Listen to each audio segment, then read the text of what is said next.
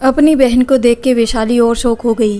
वैशाली की बहन भी नेहा वैशाली को हैरानी से देखते हुए बोली, तुम यहाँ कैसे आई?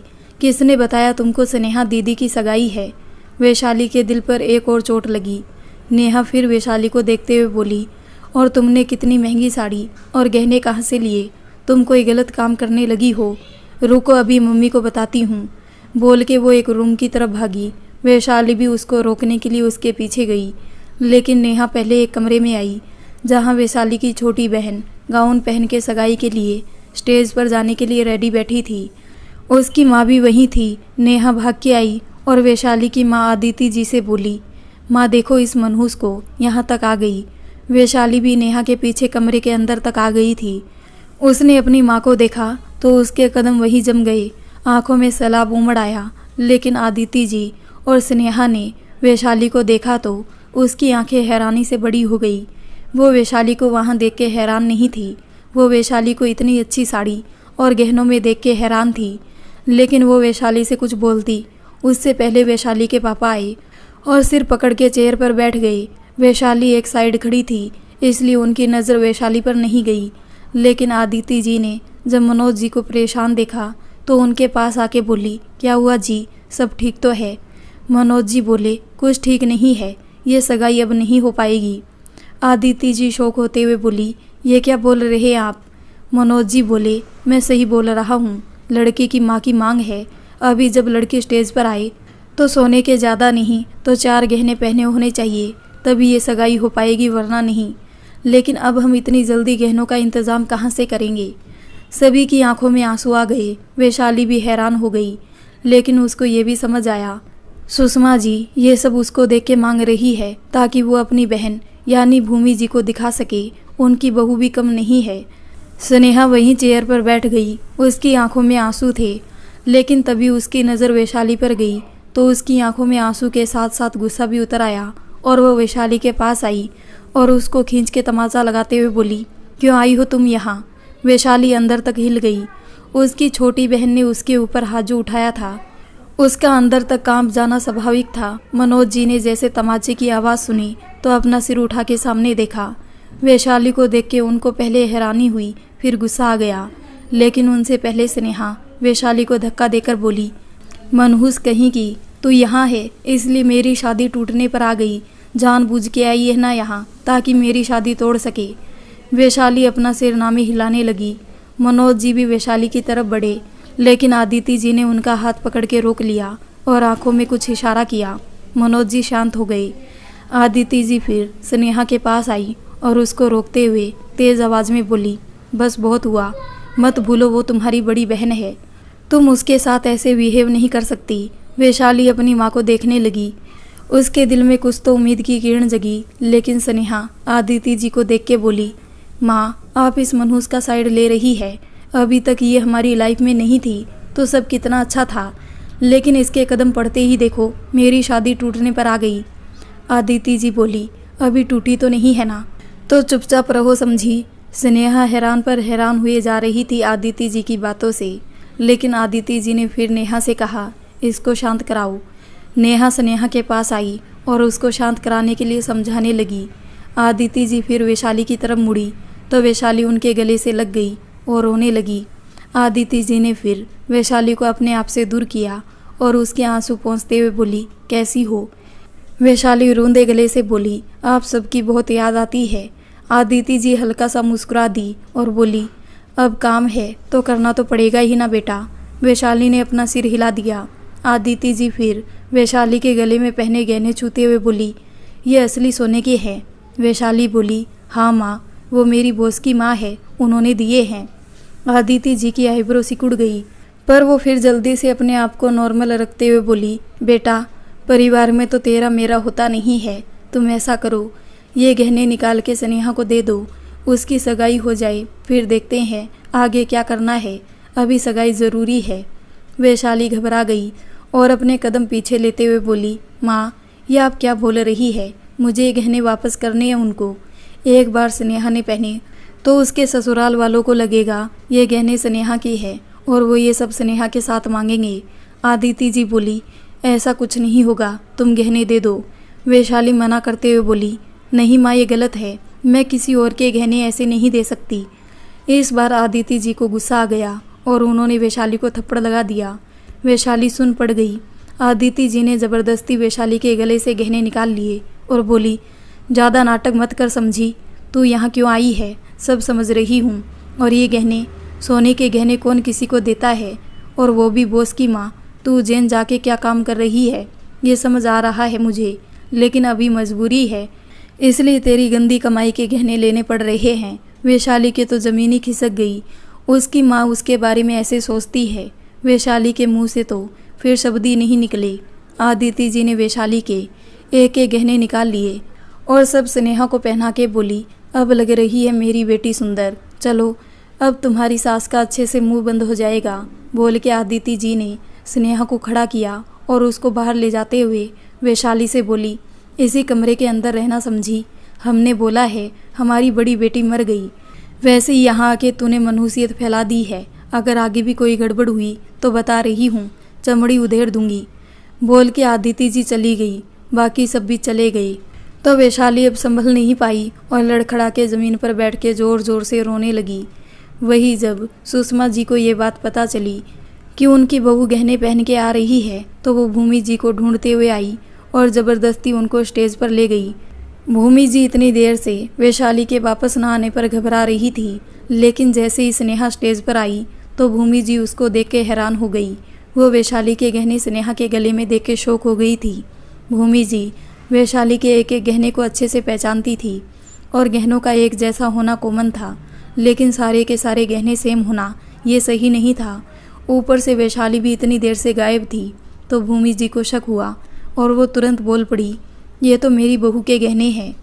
सभी भूमि जी और फिर स्नेहा को देखने लगे। सुषमा जी ने भी जब गहने ध्यान से देखे तो वो भी पहचान गई, क्योंकि उनकी नज़रें तो पहले से गहनों पर थी। भूमि जी की बात सुन के तो वैशाली की फैमिली भी थोड़ा घबरा गई, लेकिन आदिति जी बात को संभालते हुए बोली, बहन जी ये कैसी बात कर रही है, हम तो जानते तक नहीं आपकी बहू कौन है। वैसे ही मुहूर्त का आधा समय बीत चुका है, पहले सगाई कर लें। सुषमा जी को तो गहनों से मतलब था, इसलिए वो भी बोली, हाँ भूमि तू ना थोड़ी देर साइड रह और जल्दी से सगाई हो जाने दे। अब तुम्हारा बेटा पता नहीं शादी करेगा कि नहीं, पर मैं चाहती हूँ मेरे बेटे की शादी सही समय और सही मुहूर्त में हो। भूमि जी को अब गुस्सा आ गया और वो सुषमा जी से बोली, दीदी मुझे इस सगाई को रोकने की कोई इच्छा नहीं है, पर ये मेरी बहू के गहने हैं और मेरी बहू ज़्यादा टाइम से मिल भी नहीं रही है, तो मैं बस इतना जानना चाहती हूँ कहीं उसके साथ कुछ गलत तो नहीं हुआ। सुषमा जी इस बार गुस्सा करते हुए बोली, तो तुम कहना क्या चाहती हो? मैंने अपने बेटे के लिए चोर खानदान की लड़की चुनी है, जिन्होंने तुम्हारी बहू के गहने चुरा के अपनी बेटी को पहना दिए। भूमि जी बोली, दीदी मैंने ऐसा नहीं कहा, पर मेरी बहू कहाँ है मुझे ये जानना है। भूमि जी और सुषमा जी के बीच बहस शुरू हो गई थी, जिसकी वजह से लोगों के बीच बातें शुरू हो गई थी। शाश्वत भी इधर उधर भूमि जी और वैशाली को ढूंढ रहा था। उसने जब स्क्रीन पर भूमि जी को स्टेज पर खड़े देखा, शाश्वत भाग के स्टेज पर आया, तो भूमि जी उसको मास्क में भी पहचान गई।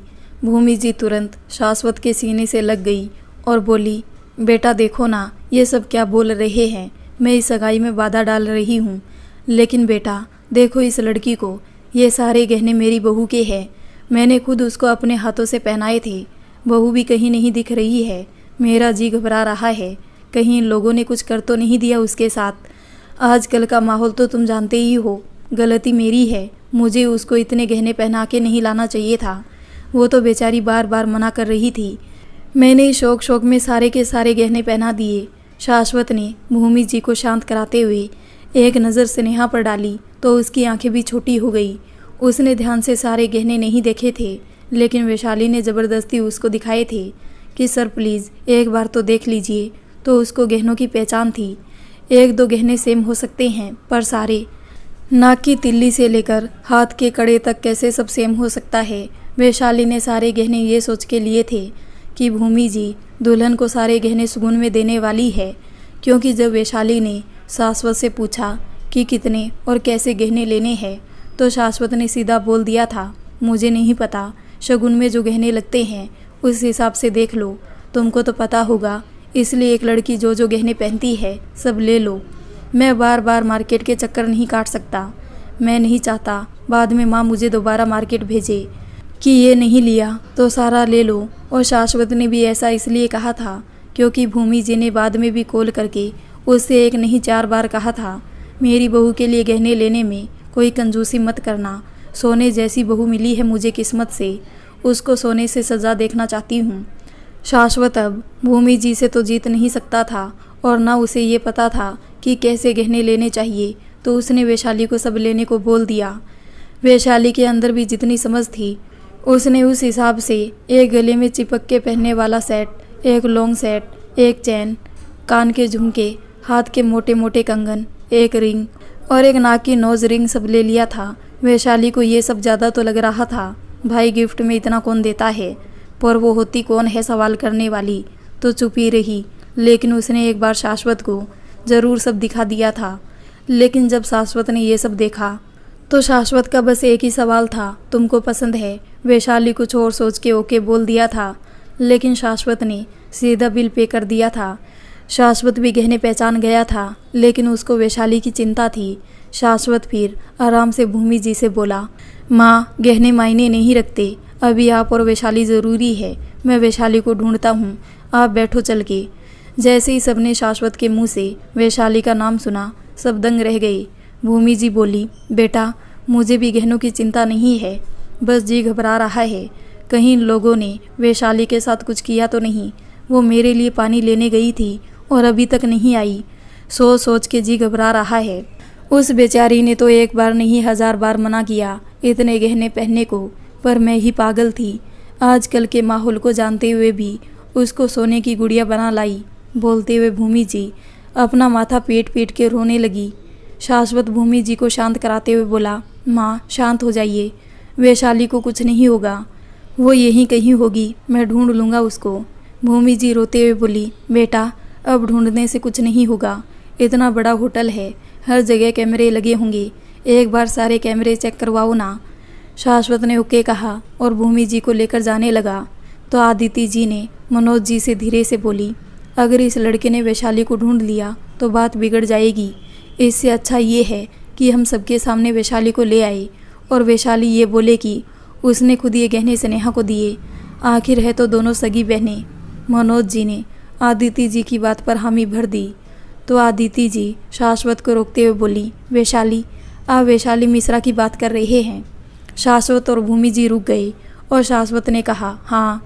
आदिति जी फिर बोली, लेकिन आप वैशाली को कैसे जानते हैं?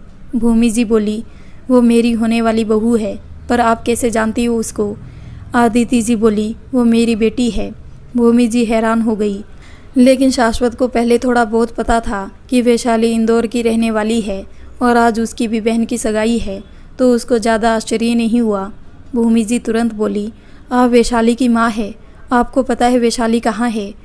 आदिति जी बोली, हाँ वो कमरे में है, कुछ मेहमान देख रही थी, रुकिए मैं लेकर आती हूँ उसे। बोल के आदिति जी गई और अच्छे से वैशाली को डरा धमका के समझा के ले आई।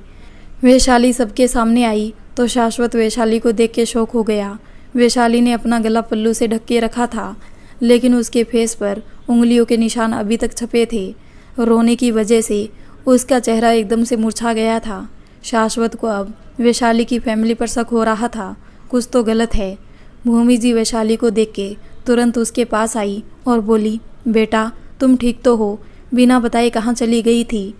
वैशाली ने अपनी नज़रें नीची कर ली और बोली, सॉरी आंटी जी, वो बहन की सगाई है तो बहुत से काम थे, उसमें बिजी हो गई थी। भूमि जी बोली, पर बेटा तुमने तो पहले नहीं बताया, आज तुम्हारी बहन की सगाई है। वैशाली बोली, आंटी जी मौका ही नहीं लगा, मैं आपका दिल नहीं दुखाना चाहती थी तो आपके साथ आ गई, लेकिन यहाँ आके पता चला मेरी बहन की सगाई आपकी बहन के बेटे से हो रही है। भूमि जी को अजीब तो लगा, लेकिन फिर वो बात को आगे ना बढ़ाते हुए बोली, चलो ठीक है कोई बात नहीं।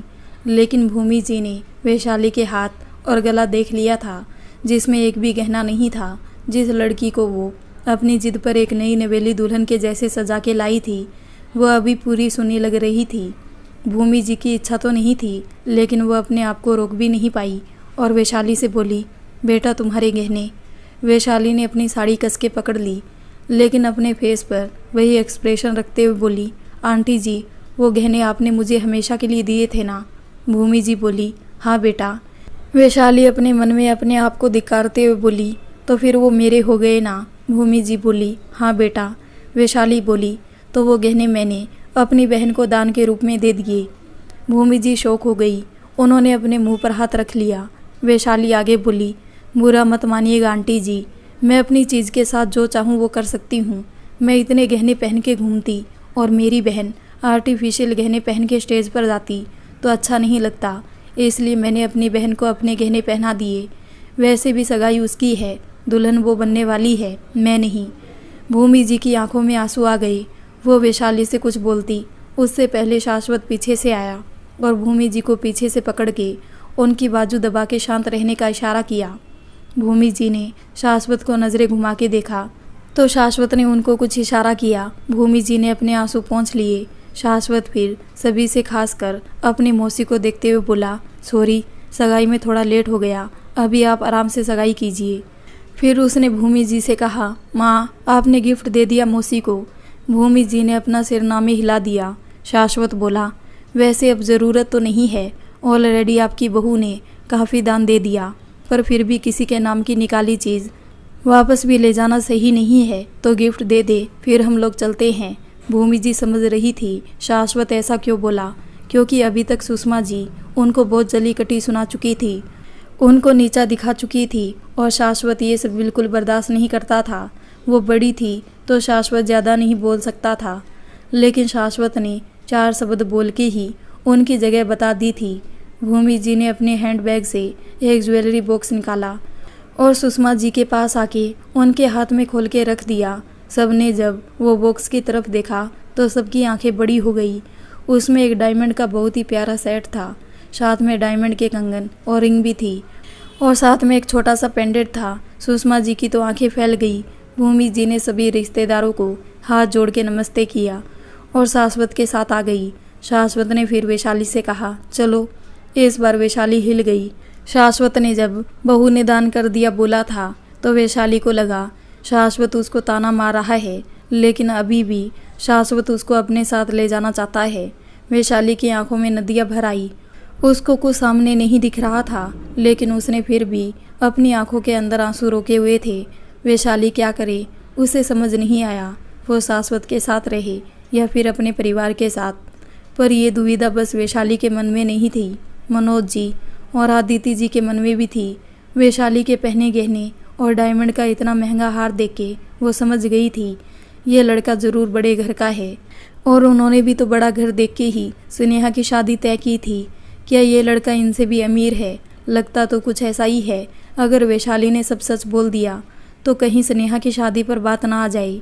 यह सोच के आदिति जी वैशाली के पास आई और बोली, ये हमारी बेटी है, ये ऐसे ही कहीं नहीं जाएगी। वैशाली आदिति जी को देखने लगी। शाश्वत आदिति जी से कुछ नहीं बोला, बस वैशाली से बोला, चलो हम लोगों को निकलना भी है, याद है ना। बेचारी वैशाली किस दिशा में जाए उसे समझ नहीं आ रहा था। एक तरफ उसका मतलबी परिवार था तो दूसरी तरफ एक अच्छा इंसान जिसका उसके साथ कोई रिश्ता नहीं था, पर फिर भी वो उसे समझने की कोशिश कर रहा था, उसके ऊपर विश्वास दिखा रहा था। शाश्वत की बात पर आदिति जी वैशाली के हाथ पर अपनी पकड़ मजबूत करते हुए बोली, वैशाली कहीं नहीं जाएगी। इस बार भूमि जी बोली, वो हमारी होने वाली बहू है, हमारा हक है उसके ऊपर, हम उसको ले जा सकते हैं। आदिति जी इस बार बात को ख़त्म करने के इरादे से बोली, होने वाली बहू है, हुई नहीं है, और मैं ये रिश्ता नहीं मानती, क्योंकि शायद आपको पता नहीं होगा वैशाली घोर मांगलिक है। पता नहीं आपका बेटा मांगलिक है कि नहीं। कल को आपके बेटे को कुछ हुआ तो आप तो हम लोगों पर इल्ज़ाम लगाने आ जाएंगी। भूमि जी सुनसी पड़ गई। उनको एक जोर का धक्का लगा। इस बार वैशाली के आंसू नहीं रुके और बाहर निकल के बहने लगे। जैसे आदिति जी ने बोला वैशाली मांगलिक है तो भूमि जी को एक जोर का धक्का लगा। वैशाली ने नज़रें उठा के भूमि जी को देखा, फिर अपनी नज़रें नीची कर ली। शाश्वत ने भी भूमि जी को देखा, पर वो इस बार कुछ नहीं समझ पाया। वो मांगलिक का मतलब समझता था लेकिन विश्वास नहीं करता था, लेकिन भूमि जी उनके बारे में वो कुछ भी नहीं बोल सकता था। आदिति जी भूमि जी को शौक में देख के बोली, आपको देख के नहीं लगता ये बात आपको पहले से पता थी और अब ये बात जानने के बाद आप वैशाली से अपने बेटे की शादी करवाएंगी और आप पहली नहीं है जो मना करेंगी। वैशाली का रूप देख के तो उसको सब पसंद कर लेते हैं, पर कुंडली देखने के बाद किसी को अपने बेटे की जान थोड़ी ना गंवानी है। पर आप भी मना कर देंगी तो कोई बड़ी बात नहीं होगी। वैशाली को रिजेक्ट होने की आदत है, तो आप परेशान मत होइए। भूमि जी की आंखों में आंसू बह निकले। वैशाली भी सिर नीचे करके खड़ी थी, उसकी आंखों से भी आंसू बह रहे थे। शाश्वत को ये सारी बातें अच्छी नहीं लग रही थी, लेकिन वो कुछ बोल भी नहीं सकता था। लेकिन न जाने वैशाली के मन में क्या आया और वो अपना हाथ आदिति जी से छुड़ा के भूमि जी के पास आई और सिर नीचे करके अपने हाथ जोड़ के बोली, मुझे माफ़ कर दीजिए। आपको बहुत बार बताने की कोशिश की, लेकिन गलतफहमी बढ़ती ही गई। मैं सर से प्यार नहीं करती, ना ही शादी कर सकती हूँ। और शिव को भी पहली बार शादी ना करने के लिए जो मना किया था वजह यही थी। पता नहीं था बात यहाँ तक पहुँच जाएगी। बहुत शर्मिंदा हूँ आज जो हुआ, लेकिन आपका एक एक गहना सूद समेत लौटा दूंगी। अभी बस मेरी बहन की सगाई हो जाने दीजिए। वैशाली ने सारी बातें एकदम धीरे से कही थी, जिसको भूमि जी और शाश्वत के सिवा कोई और नहीं सुन पाया। वैशाली अपनी बात बोल के अपना सिर शर्म से नीचे किए हुए मुड़ी कि भूमि जी ने उसका हाथ पकड़ लिया और बोली, फिर तुम मेरे बेटे के लिए पूजा क्यों कर रही थी? वैशाली फिर भूमि जी की तरफ घूमी और हिम्मत जुटा के बोली, क्योंकि सर पर सारे संकट मेरी वजह से आ रहे हैं। शाश्वत और भूमि जी दोनों शौक हो गए। वैशाली आगे बोली, मैं सर के साथ मंदिर गई थी, वहाँ गलती से मेरी मांग में सर के हाथ से सिंदूर लग गया, जैसे आज हुआ, और उस दिन से सर के ऊपर जान का खतरा मंडरा रहा है। भूमि जी ने अपने मुंह पर हाथ रख लिया। उनके कदम कुछ लड़खड़ा गए। शाश्वत ने भूमि जी को संभाला। वैशाली फिर हाथ जोड़ के बोली, मुझे माफ़ कर दीजिए। मैंने कुछ जान के नहीं किया, लेकिन मैं अपनी तरफ से जो कर सकती थी वो हर एक चीज़ कर रही हूँ, जिससे सर के ऊपर से संकट कट जाए। अभी तक किया है, आगे भी करती रहूँगी। शायद यही मेरा पश्चाताप होगा, लेकिन आप परेशान ना हो। मैं कभी दोबारा सर के आगे नहीं आऊँगी। आप जिससे चाहे सर की शादी करवाए, जो करना हो करे। एक तरफ से आप चाहे तो ये समझ सकती है मैं कोई हूँ ही नहीं। वैशाली बोल रही थी और भूमि जी की आंखों से आंसू बहे जा रहे थे, पर शाश्वत वैशाली की किसी बात से सहमत नहीं था। वो इस बात पर बिल्कुल विश्वास नहीं रखता था कि वैशाली की वजह से उसके ऊपर मुसीबतें आ रही है। अगर बात बस सिंदूर की है तो उसमें गलती उसकी थी, वैशाली की नहीं। वैशाली ने थोड़ी ना उसका हाथ पकड़ के ज़बरदस्ती मांग में सिंदूर भरवाया था। जो वैशाली अपने आप को दोषी मान रही है, लेकिन वहाँ मौजूद लोग बातें बना रहे थे, तो आदिति जी वैशाली के पास आई और उसकी बाजू कस के पकड़ते हुए वैशाली के कान के पास बोली, अब चलो यहाँ से, बहुत तमाशा कर लिया। वैशाली फिर उनके साथ चल दी। उसकी हिम्मत नहीं थी अब शाश्वत और भूमि जी से नज़रें मिलाने की। बाकी सबके बीच बातें और बढ़ गई थी। सुषमा जी भी अपने हस्बैंड के साथ वहाँ से चली गई थी। इतना तमाशा होने के बाद अब उनको भी सोचना पड़ रहा था वो ये सगाई करे कि नहीं।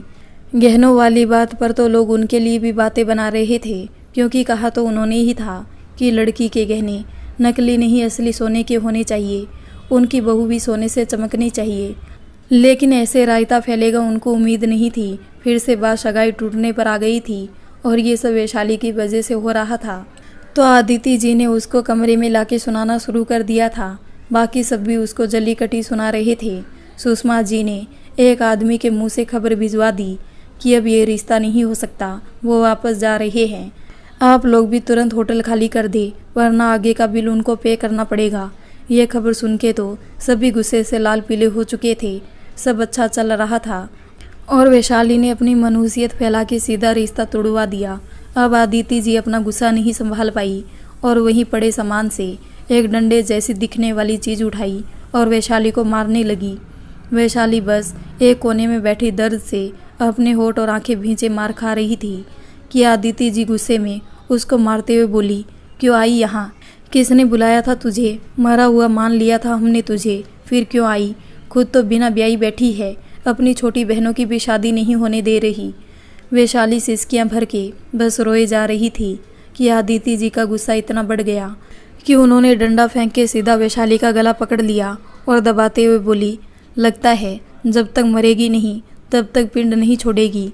दो बहनों की ज़िंदगी खाई जा रही है, इतनी मुश्किल से इतना अच्छा रिश्ता मिला था, पर यहाँ आके सब खा गई। वैशाली की आंखें लाल पड़ गई, उसकी सांसें रुकने लगी। बाकी सभी भी बस गुस्से में खड़े तमाशा देख रहे थे कि अचानक से आदिति जी को किसी ने वैशाली से दूर करके पीछे करते हुए चिल्ला के कहा, छोड़ो इसे। वैशाली खांसते हुए लंबी सांस लेने लगी। आदिति जी ने अपने सामने भूमि जी को देखा तो वो शौक हो गई। भूमि जी ने तब तक वैशाली को सीने से लगा लिया था और उसको शांत करा रही थी। वैशाली जल्दी ही कुछ नॉर्मल हुई तो भूमि जी को देख के वो भी शौक हो गई। भूमि जी ने प्यार से वैशाली के सिर पर हाथ फेरा और उससे बोली, बेटा चलो यहाँ से। वैशाली को तो विश्वास ही नहीं हो रहा था कि उसका सिर घूम रहा था, लेकिन भूमि जी खड़ी हुई और वैशाली को भी खड़ा करने लगी। वैशाली भी खड़ी हो गई, लेकिन आदिति जी गुस्से में बोली, बहन जी आपको पता है ना किसको अपने साथ ले जाने की बात कर रही है। इस बार भूमि जी गुस्से में बोली, अपनी बहू को, और इस बार माफ़ कर रही हूँ, दोबारा मेरी बहू को उंगली भी छुआने की गलती मत करिएगा। आपके जैसा परिवार अपने जीवन में पहले कभी नहीं देखा। कैसे लोग हो आप सब, छी। सभी हैरानी से भूमि जी को देखने लगे, लेकिन आदिति जी गुस्से में चिड़ी हुई बोली, हम कैसे हैं वो रहने दीजिए। पहले ये सोच लीजिए बहन जी कि आपके लड़के को कुछ हुआ तो हमारी कोई जिम्मेदारी नहीं होगी। ये लड़की मनहूस है, सगी बेटी है, फिर भी इसकी मनहूसियत से परेशान होकर अब नफरत होती है इससे। एक अकेली इसकी वजह से मेरी 2 बेटियां और एक लड़का शादी की उम्र में घर पर बैठे हैं। आप लोग आगे के लिए सोच लीजिए, क्योंकि ये एक बार आपके साथ गई तो फिर ये जिए या मरे या फिर उसके ऊपर कोई भी मुसीबत आए, हम में से कोई इसको पूछेगा नहीं। भूमि जी ने गहरी सांस ली और बोली, आप अभी कौन सा पूछ रही है जो मैं आगे के लिए उम्मीद रखूं। बाकी आगे जो होगा वो आपने देखा है ना। मैंने मुझे मेरे बेटे ने आज में जीना सिखाया और मैं उसी में विश्वास रखती हूँ। बाकी छोटा मुंह है तो बड़ी बातें करना मुझे पसंद नहीं, लेकिन मैं खुद आपसे ये कहना चाहती थी कि आगे वैशाली से आप कोई मतलब ना रखे तो अच्छा होगा। मेरे बेटे का बहुत नाम है, ऐसे रिश्तेदारों से संबंध रख के मैं उसके नाम पर कोई दाग नहीं चाहती। बोल के भूमि जी वैशाली को लेकर चली गई। वैशाली के घर वाले बस देखते रह गए। वैशाली भी भूमि जी के इस कदम से हैरान थी। उसने सोचा नहीं था भूमि जी सच जानने के बाद शाश्वत के साथ उसकी शादी कराने का सोचेगी। भूमि जी वैशाली को बाहर लेकर आई तो शाश्वत गाड़ी से टेक लगाकर खड़ा था। वैशाली ने शाश्वत को देखा तो उसको न जाने क्यों एक डर सा लगने लगा और उसने अपनी साड़ी कस के पकड़ ली। लेकिन वही शाश्वत ने वैशाली को देखा तो उसको वैशाली की फैमिली पर गुस्सा तो बहुत आया और वो कुछ भी नहीं कर सकता था। वैशाली की जितनी बॉडी दिख रही थी सभी जगह मार खाने के निशान साफ दिखाई दे रहे थे। भूमि जी शाश्वत के पास आई और बोली, चले। शाश्वत कुछ नहीं बोला और पीछे का डोर खोल दिया तो भूमि जी ने पहले वैशाली को बैठाया, फिर खुद बैठ गई। वैशाली इतनी डरी हुई थी कि उसकी नज़रें तक नहीं उठ रही थी। उसे भी ये समझ नहीं आ रहा था क्या वो इन लोगों के साथ जाके सही कर रही है, लेकिन वो कुछ बोल नहीं पाई। कुछ ही देर में गाड़ी रुकी तो भूमि जी बाहर उतर गई और वैशाली का हाथ पकड़ के बाहर निकालने लगी। वैशाली भी बाहर आई तो वो शौक हो गई। वो फिर से कुल देवता के मंदिर के बाहर खड़ी थी। मंदिर थोड़ा सजा हुआ था। शिव पंडित जी से कुछ बात कर रहा था। वैशाली अपने सामने का नज़ारा देख के कुछ हैरान थी कि शिव भूमि जी को देख के उनके पास आया। उसने एक नज़र वैशाली को देखा तो उसको भी अच्छा नहीं लगा, लेकिन वो कुछ बोल के वैशाली के जख्म में नमक नहीं डालना चाहता था। इसलिए वैशाली से कुछ ना बोल के भूमि जी से बोला, माँ मैंने सारा इंतज़ाम कर दिया। भूमि जी बोली, और जो मंगाया था वो लाए।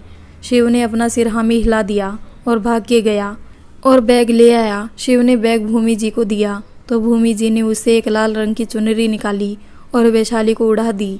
वैशाली तो इतनी ज़्यादा सदमे में थी कि उसको समझ ही नहीं आ रहा था आखिर ये सब क्या चल रहा है।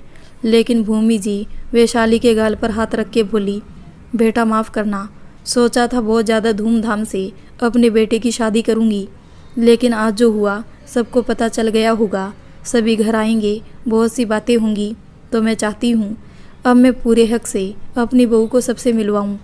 वैसे भी शादी तो होनी ही है, आज हो या कल क्या फ़र्क पड़ता है, पर अब तुम मेरे घर में एक पीजी के रूप में नहीं, घर की बड़ी बेटी के रूप में रहोगी तो बहुत अच्छा लगेगा। तुमसे पूछे बिना फैसला ले लिया, लेकिन उम्मीद है तुम मेरे फैसले का मान रखोगी। वैशाली की आंखों में भरे आंसू फिर फिसल गए कि उसकी नज़र अपने ऊपर ओढ़े लाल रंग पर गई तो वो घबरा गई। उसके लिए लाल रंग अच्छा नहीं है। लाल रंग क्या, उसके लिए तो गैर मांगलिक लड़के से शादी करना ही अच्छा नहीं है। आगे सबको रोना पड़े इससे अच्छा है सब अभी ख़त्म हो जाए सोच के वैशाली बोली, आंटी जी मैं मांगलिक हूँ, आप समझ रही है ना। वैशाली अपनी बात ठीक से बोल नहीं पा रही थी, लेकिन वो अपनी बात भूमि जी के आगे रखती। उससे पहले भूमि जी बोली, बेटा मांगलिक और गैर मांगलिक ये सब होता है या नहीं भगवान जाने। मैं तो इतना जानती हूँ, मेरे कुल देवता ने तुमको आशीर्वाद दिया था, बाकी ये सब जानते हैं। ये जो भी आगे करेंगे अच्छा या बुरा सब इनकी देन होगी, हम सब इनके बच्चे हैं। आगे का इनको सोचने दो, अभी का देखो बस। मेरा कल हो या फिर तुम्हारा, कल किसी ने नहीं देखा। वैशाली फिर कुछ बोल नहीं पाई, लेकिन उसका जी घबरा रहा था। या फिर ये भी बोल सकते हैं लोगों की बातें और मांगलिक को लेकर जो समाज में चलता है सब उसके अंदर बस चुका था और वो डर रही थी। भूमि जी फिर शाश्वत जो थोड़ी दूरी पर चुपचाप खड़ा था उससे बोली, बहू को लेकर आओ, मैं जब तक पंडित जी से बात कर लूँ। बोल के भूमि जी चली गई। शिव वहीं खड़ा सब सुन रहा था। भूमि जी के जाते ही शिव वैशाली के पास आया और उसके गले में हाथ डाल के सामने देखते हुए बोला, मुझे नहीं पता ये सब क्या होता है। मैं किसी चीज़ में विश्वास नहीं रखता, यहाँ तक कि भगवान में भी नहीं। मतलब करता हूँ पर जितना तुम और माँ करती हो उतना नहीं करता। लेकिन एक चीज़ पर विश्वास ज़रूर रखता हूँ, अपनी नियत और कर्म पर। कहावत तो सुनी होगी तुमने, चोर को सब चोर दिखाई देते हैं। वही कहावत सही और गलत दोनों जगह लागू होती है। हमारा दिमाग एक प्रकार की जादू नगरी है। आप इस जादू नगरी में जैसा सोचते हैं वैसा ही होता है। पॉजिटिव सोचोगे तो पॉजिटिव, नेगेटिव सोचोगे तो नेगेटिव। वैसे मेरा ब्लड ग्रुप भी पॉजिटिव है और तुम्हारा। वैशाली शिव को बस शांति से देख रही थी तो शिव बोला, बोलो क्या ब्लड ग्रुप है। वैशाली धीरे से बोली, बी पॉजिटिव। शिव मुस्कुरा दिया और वैशाली को कस के साइड हक करते हुए बोला, और फिर तो भाई भाई यार, बी पॉजिटिव वाले लोग नेगेटिव सोच ही नहीं सकते। वैशाली कुछ नहीं बोली कि भूमि जी ने शिव को आवाज़ दी तो शिव जाते हुए वैशाली से बोला, ज़्यादा मत सोचो, मरना एक दिन सबको है, कोई अमर होकर नहीं आया। बस जब तक जिंदा है ऐसे जियो, खुश रहो और दूसरों को रखो। बोलते हुए शिव चला गया। वैशाली शांति से खड़ी थी। भूमि जी और शिव की बातों से उसका डर कुछ कम हो रहा था कि शाश्वत भी वैशाली के बगल में आके खड़ा हो गया। इस बार वैशाली फिर डर गई और अपने कदम शाश्वत से दूर कर लिए। वैशाली को इस बात से डर लग रहा था कि भूमि जी ज़बरदस्ती उसकी और शाश्वत की शादी करा रही है। शाश्वत ये शादी नहीं करना चाहता है पर अपनी माँ के आगे कुछ बोल नहीं पा रहा है। वैशाली को डरा हुआ देख के शाश्वत खुद ही थोड़ा दूर होकर खड़ा हो गया और सामने अपनी माँ और भाई को देखते हुए बोला, तुमको किसी भी प्रकार का ज्ञान देने नहीं आया हूँ और न ही इस टॉपिक में अपने विचार रखने आया हूँ। अभी शादी होने वाली है हमारी। मुझे झूठ पर नींव रखना पसंद नहीं, इसलिए सोचा बोल दूँ। वैशाली शाश्वत को देखने लगी। शाश्वत बिना किसी एक्सप्रेशन के बस सामने देखते हुए अपनी उसी सीरियस आवाज़ में बोला, पापा जब गुजरे तब मैं 4th क्लास में था।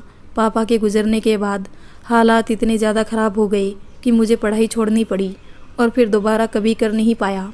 मैं ठीक से 4th पास भी नहीं हूँ। बाकी तुम समझदार हो मैं क्या बोलना चाहता हूँ, तो कोई दबाव नहीं है तुम्हारे ऊपर। जो करना सोच के करना। माँ की चिंता बिल्कुल मत करना। मैंने उनको शादी के लिए हाँ कर दी है। तुम गई तो मैं 1 हफ्ते के अंदर किसी और से शादी कर लूँगा, तो उनको भी तुम्हारे होने ना होने से फ़र्क नहीं पड़ेगा।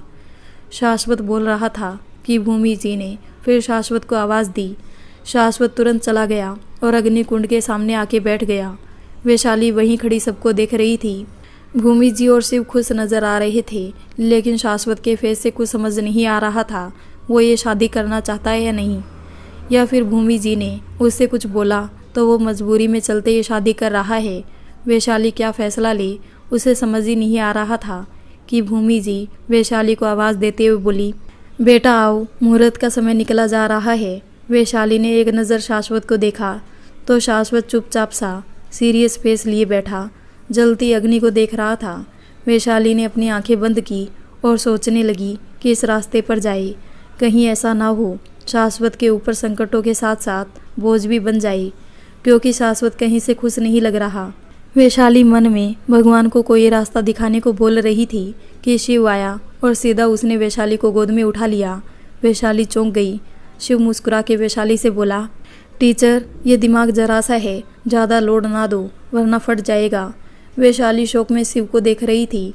शिव वैशाली को लाया और शाश्वत के बगल में बिठा दिया। शाश्वत कुछ नहीं बोला।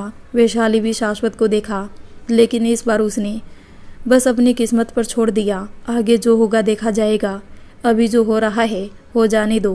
वैशाली के बैठते ही पंडित जी ने मंत्र पढ़ना शुरू कर दिए।